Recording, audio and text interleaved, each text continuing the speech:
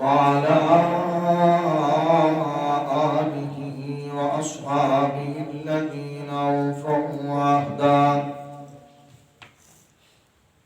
الذين هم مفاتيح الرحمة ومسامير الغرر. أما بعد فأعوذ بالله من الشيطان الرجيم. بسم الله الرحمن الرحيم.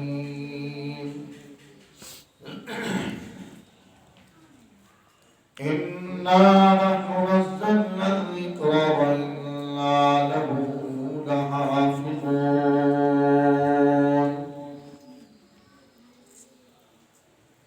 وقال النبي صلى الله عليه وسلم خيركم من تعلم القرآن وعلمه أو كما قال. صدق الله مولانا العظيم وبلغنا رسوله النبي الأمي الكريم الأمين. ونحن على ذلك لمن الشاهدين والشاكرين والحمد لله رب العالمين.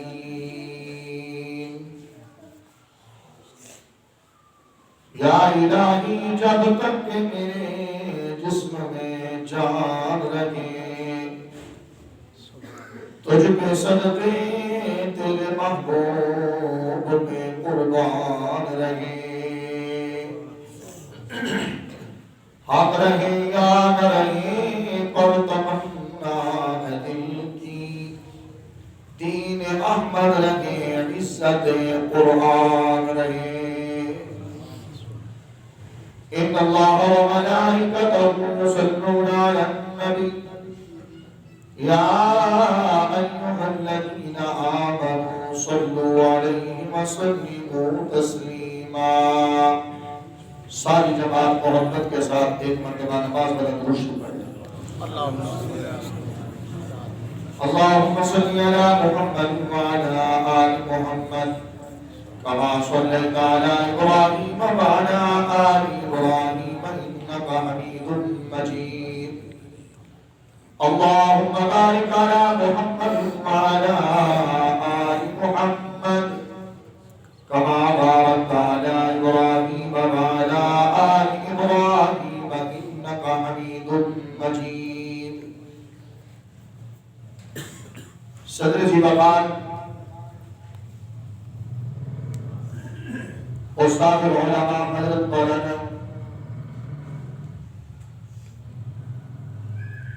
فقیر غلام شبیر صاحب دامت برکاتہ العالیہ،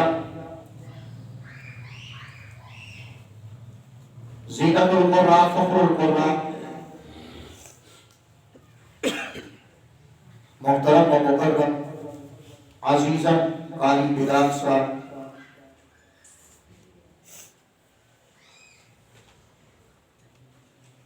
مولانا قاری عبدالشکور سے پر خروف دعوت پر میری اور آپ کی اس حوالے سے آج پہلی ملاقات ہے. دعا فرمائے خالق کائنات میری حاضری قبول فرمائے، آپ کی تشریف آوری بھی قبول فرمائے. سب سے پہلے میں حضرت قاری عبدالشکور صاحب اور اس کی جماعت یہاں کی مسجد کی جو کمیٹی ہے ان کو اور ان تمام میرے سامنے بیٹھنے والے سفید پگڑیوں والے معصوم بچوں کو اور ان کے والدین کو دل کی عطا گہرائیوں سے مبارکباد پیش کرتا ہوں کہ انہوں نے اللہ کے کلام قرآن مجید کو مکمل کیا.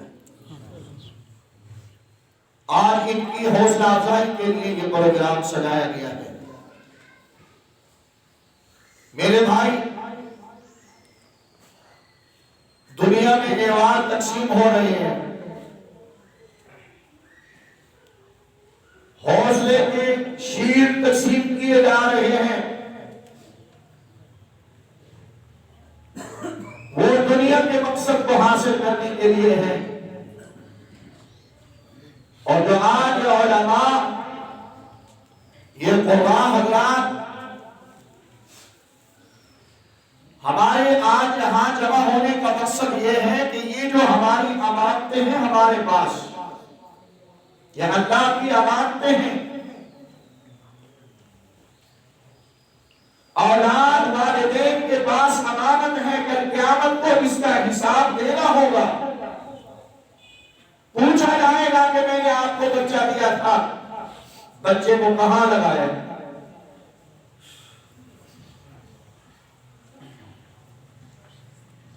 والدین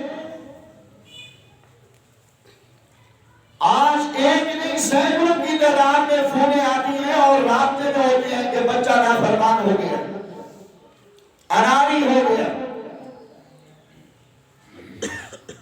میرے بھائیوں کو فتن دور سے آپ اور ہم گزر رہے ہیں.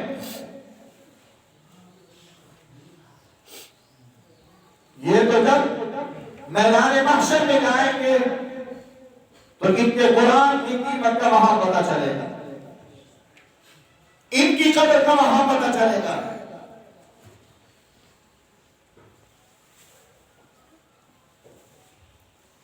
میں اس بات کا مخالف نہیں ہوں کہ اپنے بیٹے کو ڈاکٹر نہ بناؤ، انجینئر نہ بناؤ، ٹیچر نہ بناؤ. میں مخالف نہیں ہوں، بناؤ، بے شک بناؤ. وہ ٹیچر کتنا خوبصورت لگے گا کہ وہ ایک طرف درس نظامی کا فاضل عالم دین بھی ہو اور دوسری طرف اصلی تعلیم کی ڈگری بھی اس کے پاس ہو. وہ بیک پر ایک طرف اگر ملک و ملت کا نمائندہ بن کے کھڑا ہو تو دوسری طرف اللہ اور اس کے رسول کا نمائندہ بن کے کھڑا ہو.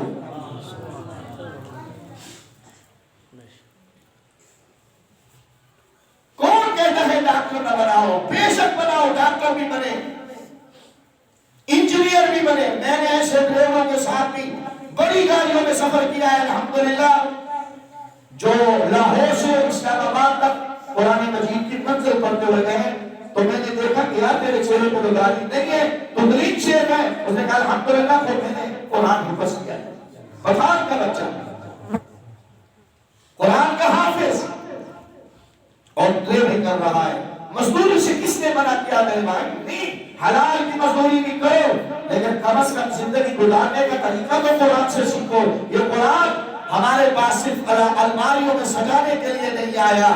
فرمایا جس وقت ہم نے اس کو الماری کی زینت بنا دیا، سینے سے نکال دیا، آج ہم در در کے بھکاری بن گئے.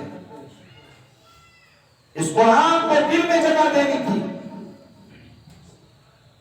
صرف خالی الماری میں اور جالے میں نہیں رکھنا تھا ہم نے اس کو. یہ تو تمہارے نظام پہ حیات بن کے آیا ہے زندگی کا. سرکار دو عالم صلی اللہ علیہ وسلم کا وہ وصیت نامہ ذرا پڑھو نا. جب رسول اللہ صلی اللہ علیہ وسلم دنیا سے تشریف لے جا رہے تھے تو وہ مقدس و منور جماعت صحابہ کرام آپ کے ارد گرد موجود تھے. یہ جملہ حجرہ عائشہ نے بھی فرمایا اور حجۃ الوداع کے موقع پر بھی حضور علیہ السلام نے ارشاد فرمایا ترکت فیکم امرین، میں آپ نے دو چیزیں چھوڑ کے جا رہا ہوں. تو وہ دو چیزیں کون سی تھی؟ نہ جائیداد، نہ درہم، نہ دنانی، نہ سونا، نہ چاندی. ترکت فیکم امرین، ایک کتاب اللہ، دوسری سنت رسول اللہ.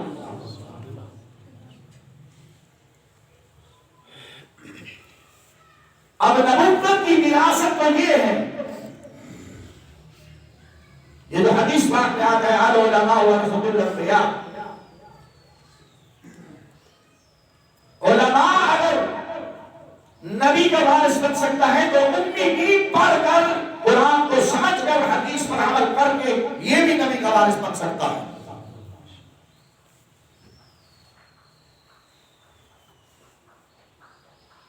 آپ سرکاری اسکول میں بچے کو داخل کرنے کے لیے جب جائیں گے تو وہ سب سے پہلے آپ کے بچے کی ڈیٹ آف برتھ پوچھے گا. پوچھے گا؟ Date of birth. Date of birth پوچھے گا، اور پھر وہ سوچنے بیٹھ جائے گا ٹیچر صاحب کہ آیا یہ بچہ اس کلاس میں بٹھانے کے قابل ہے یا نہیں ہے. اب اس کی عمر تو 10 سال ہے اور اس کو میں کچی پکی پہ کیسے بٹھاؤں؟ پہلے زمانے میں کچی پکی، اب پریپ مارٹن کو ہے نا جی، پریپ کا طالب علم ہے یہ، پریپ کا.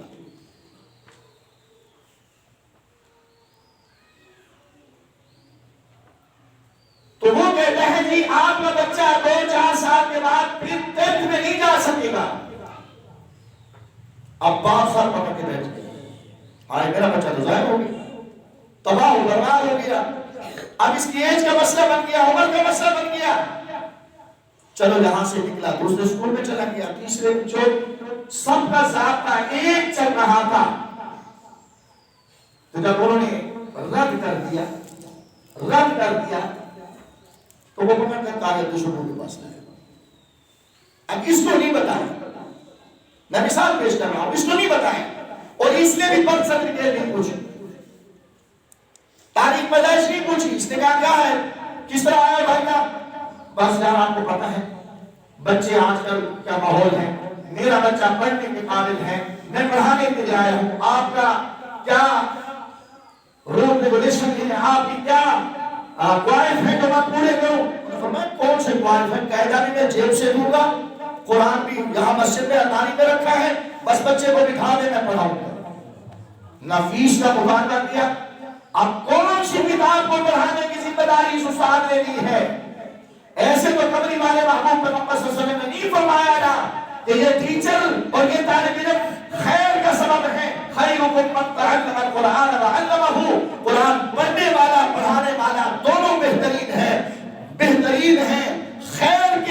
خیر کا جملہ استعمال فرمایا میرے محبوب نے.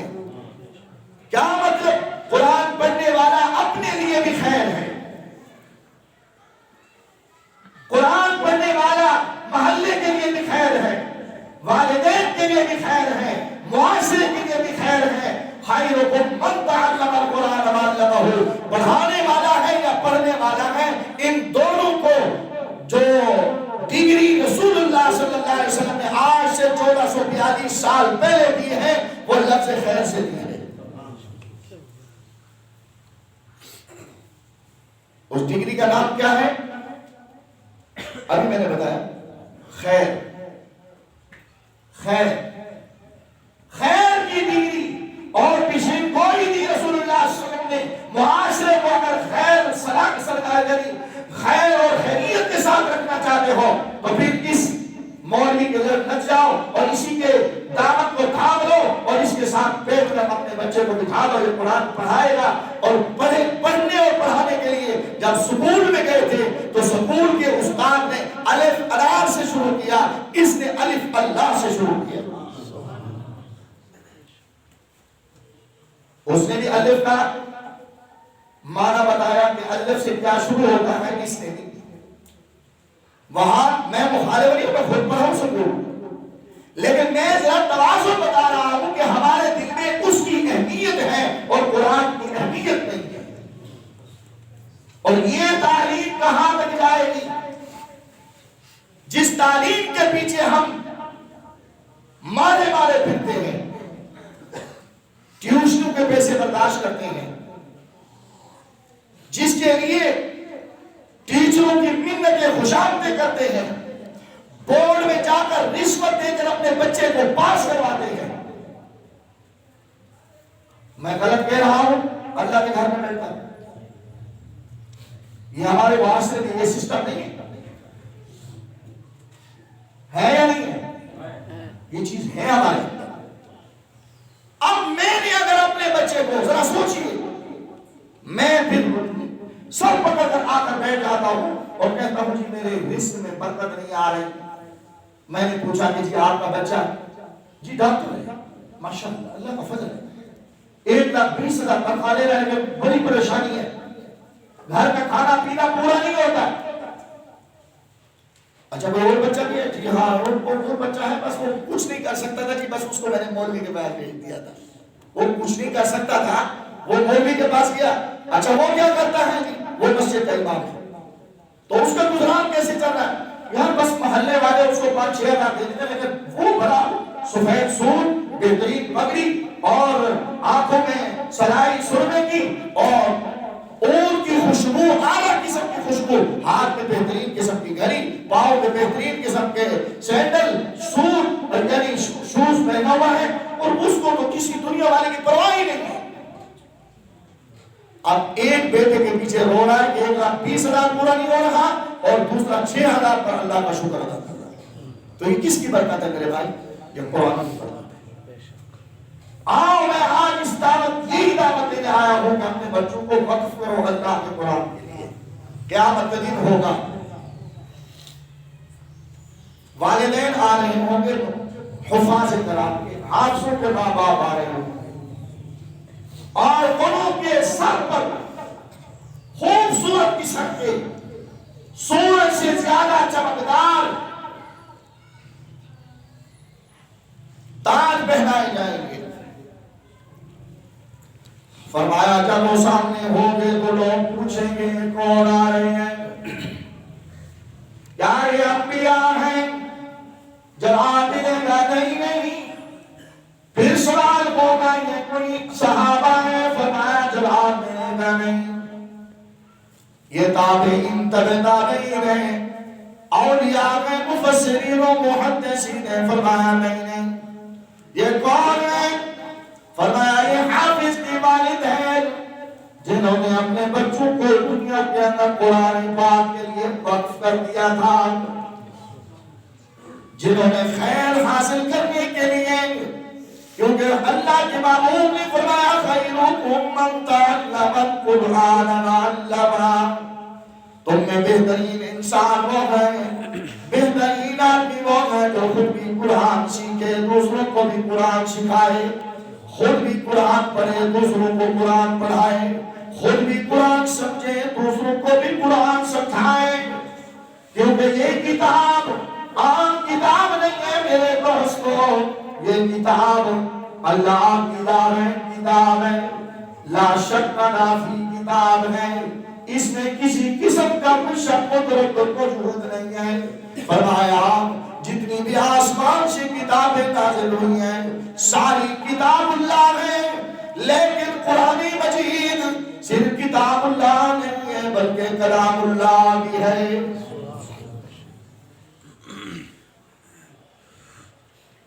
یہ صرف کتاب اللہ نہیں ہے بلکہ کیا ہے؟ کلام اللہ بھی ہے۔ گویا کہ اس کی تلاوت پہلے اللہ نے کی، جبرائیل نے سنی، اور جبرائیل نے اللہ سے سن کر سرور کونین صلی اللہ علیہ وسلم کے سامنے آ کر تلاوت کی، اور حضور صلی اللہ علیہ وسلم نے صحابہ کو پڑھ کے سنایا، صحابہ سے لکھوایا۔ بات ذہن پہ آ گئی تو کہتا جا رہا ہوں، ان کے لیے ان امتوں کو جب کتابیں دی گئی، سابقہ امتوں کو، یہود و نصارہ کو کتابیں دی گئی، تو لکھی لکھائی کتابیں آسمان سے آئی، تختییں آسمان سے لکھی ہوئی آئی، تورات کی لکھی لکھائی آئی، اور زبور لکھی لکھائی آئی، انجیل لکھی لکھائی آئی، لیکن جب باری آئی قرآن مجید کی تو وہاں لکھا لکھایا قرآن نہیں آیا، چھپا چھپایا قرآن نہیں آیا، بلکہ گویا اللہ نے تلاوت کیا، جبرائیل نے سنا، سرور کونین صلی اللہ علیہ وسلم کو سنایا، حضور صلی اللہ علیہ وسلم نے صادق الامین صحابہ کرام سے لکھوایا۔ یہ قرآن کے لکھنے والے کون ہیں؟ پہلے لکھنے والے صحابہ کرام ہیں۔ تو میں نے ابتدا میں عرض کیا تھا کہ قرآن مجید کی تعلیم کے لیے ایج کی لمٹ نہیں ہے، حد نہیں ہے۔ جب رسول اللہ صلی اللہ علیہ وسلم نے کلاس لگائی صحابہ کو پڑھانے کے لیے، تو سیدنا حضرت ابو بکر صدیق رضی اللہ تعالی عنہ کی عمر کا پتہ تو کرو، اس وقت ابو بکر کی کیا عمر تھی؟ ہم تو کہتے ہیں بس میں تو بڑا بابا بوڑھا بن گیا ہوا، میں تو قرآن نہیں پڑھ سکتا۔ کون کہتا ہے کہ قرآن نہیں پڑھ سکتا؟ سفید بال آ گئے ہیں تب بھی پڑھ سکتا ہے، اور قرآن سے دو لگانے والے، محبت کرنے والے میرے دوستو، ہم خوش قسمت ہیں کہ ہماری گلی گلی، کوچا کوچا، کریا کریا، شہر شہر، بستی بستی، ہر چوراہے پر آپ کو مسجد میں پڑھانے والا امام ملے گا۔ ایک وہ زمانہ تھا جب انگریز نے علماء کو قتل کیا، سولی کے پھندوں پہ لٹکایا، ایک ایک دن میں ہزاروں علماء کو شہید کیا، تو اس وقت 5-5 کلومیٹر تک، 5-5 میل تک جنازہ پڑھانے والا عالم نہیں ملتا تھا۔ میں نے ایک واقعہ پڑھا، بڑا حیران رہا، چونکہ عمر کے حوالے سے بات آ گئی، تو ایک بزرگ اللہ وعدہ عالم نہیں تھا، جماعت کے ساتھ وقت لگایا ہوگا، دیندار، یہ تبلیغی جماعت والے بھی پگڑی باندھ لیں، داڑھی ماشاءاللہ، پھر ہر کوئی سمجھتا ہے یہ بھی مولوی چاہیے، پنجاب میں تو ان کو بھی مولوی کہتے ہیں۔ تو میرے عزیز ساتھیوں، ہندوستان میں ایک واقعہ پیش آیا، ایک اللہ والا راستے سے گزر رہا ہے، راہگیر ہے، سامنے دیکھا کہ لوگوں کا جھرمٹ ہے، لوگ جمع ہیں، اور وہاں پر آدمی کی تلاش ہے جو جنازہ پڑھا دے۔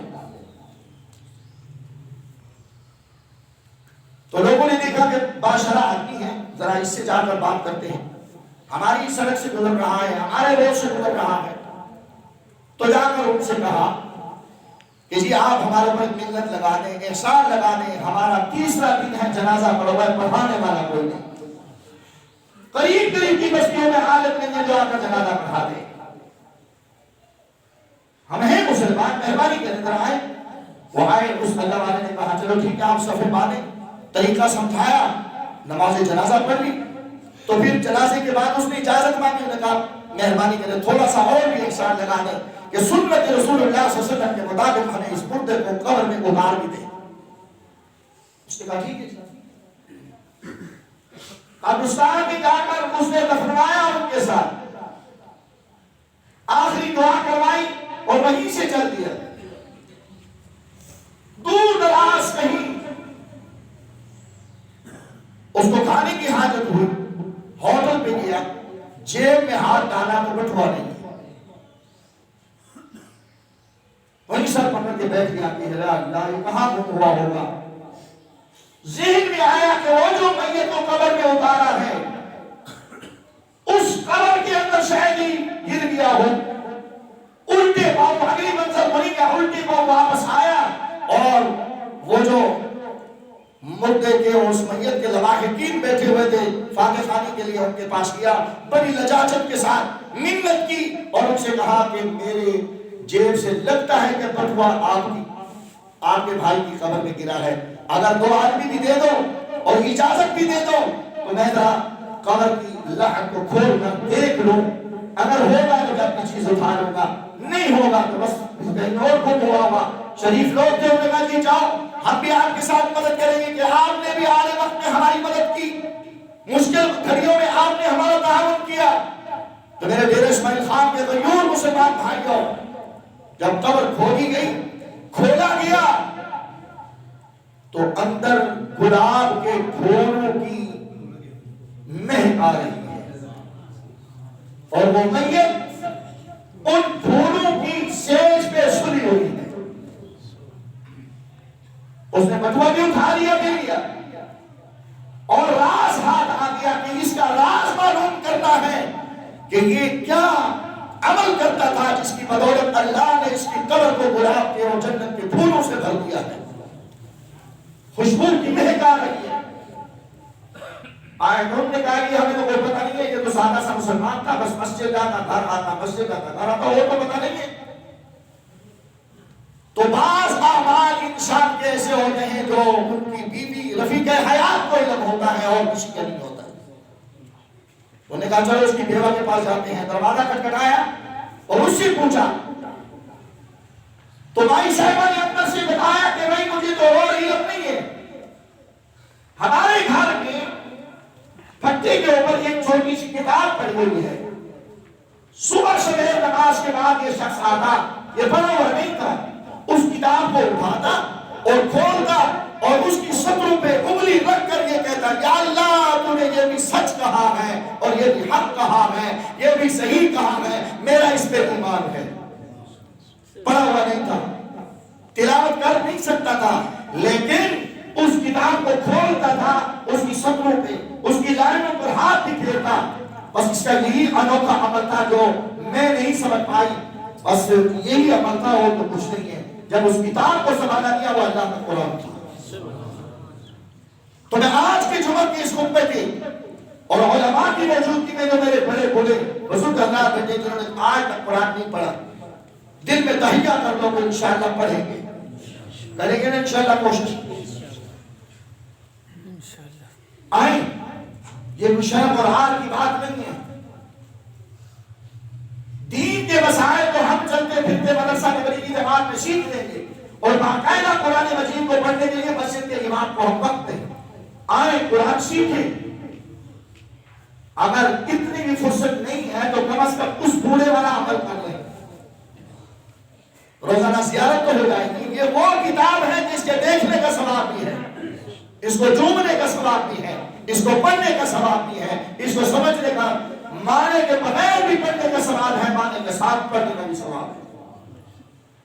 ثواب سے خالی نہیں ہو تو بشرطے کہ ہمارے دل میں اس کی محبت بیٹھ جائے. یہ جو پروگرام آج کا بنایا گیا بچوں کی حوصلہ افزائی کے لیے اور اسی کے ساتھ ساتھ بڑوں کو بھی دعوت دینا مقصود تھا کہ آؤ جی ہم قرآن سے دور جا رہے ہیں اور دنیا کے مشکلات، دنیا کی جتنی بھی پریشانیاں ہمارے سروں پہ جو ہیں اس کی علاج یہی ہے کہ ہم قرآن سے لو لگا لیں.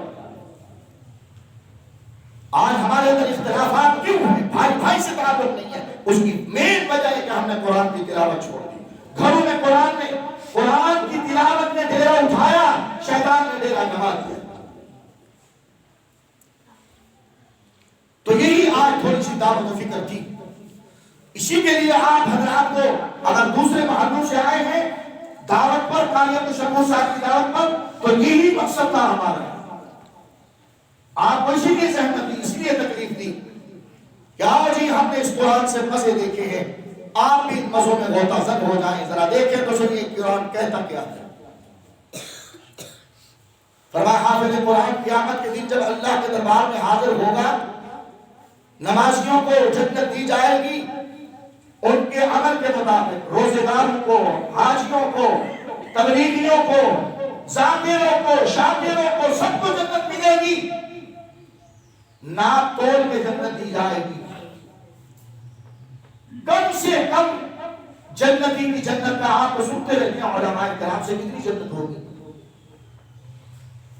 اس دنیا سے کتنے ہزار گنا زیادہ ہوگی ایک آدمی کی جنت. لیکن جب میں نے حدیث پاک میں حافظ قرآن کا رتبہ دیکھا، ہم تو حافظوں کو بس وہی نکمہ سمجھتے ہیں نا، سرائے کی جاتے روٹی کی چٹنی، الحمدللہ روٹی کی چٹنی ہوں تو کوئی نہیں. جب میں دینی مدرسے کے طالب علم کے لیے دعوت دیتا ہوں تو مجھے کہتے ہیں بچہ کھائے گا کہاں سے.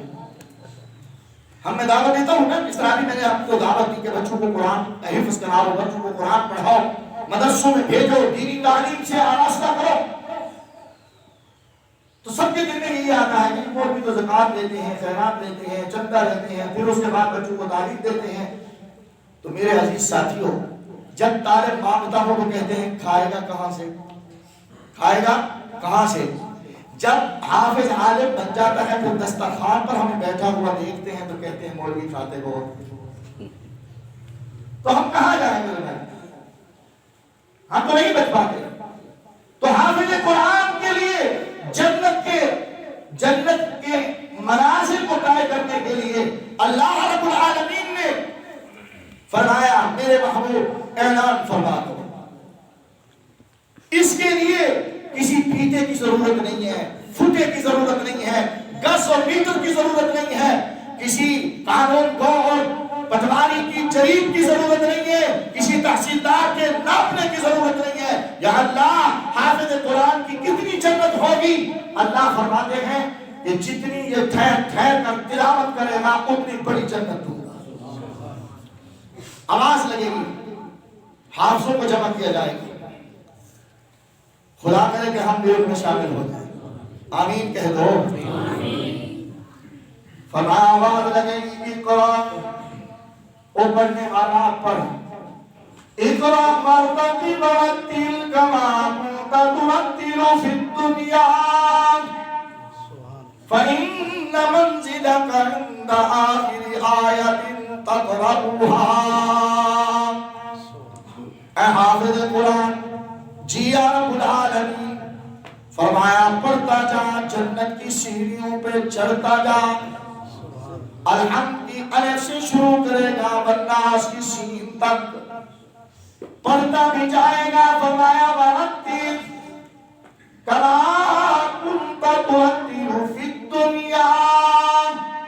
یہ جس راوی قاری بلال صاحب آپ کی اپنی قسمت کے آپ اکثر ساتھی نہیں تھے، بچے موجود تھے اور کچھ لوگ اور بھی تھے. قاری صاحب نے جس ترتیب کے ساتھ قرآن کو پڑھا نا، اللہ فرمائے گا اسی طرح پڑھو. وَرَتِّلْ كَمَا كُنْتَ تُرَتِّلُ فِي الدُّنْيَا فَإِنَّ مَنْزِلَكَ عِنْدَ آخِرِ آيَةٍ تَقْرَأُهَا. پڑھتے جاؤ اور جنت کی سیڑھیوں پہ چڑھتے جاؤ، جہاں آخری آیت ہوگی وہی تمہاری منزل مقصود ہوگی. تو گویا نمازیوں کو جنت ناپ کے دی جائے گی. ناپ تو جانتے ہو نا، کچھ میں آدھے ترکڑی تے توڑ کے مل سی. ہاں پھر واسطے تلاونے ملاونے تے کوئی فیتے نیتے کوئی شہدی اللہ فرماسی بغیر حساب دے جتنا مسے مسے نال چڑھتا جو پہ چھینیاں تے پڑھتا جو. دعا کرے کہ اللہ رب العالمین ہمیں ایسی محبت نصیب فرمائے. ارادہ فرمائے سب ساتھی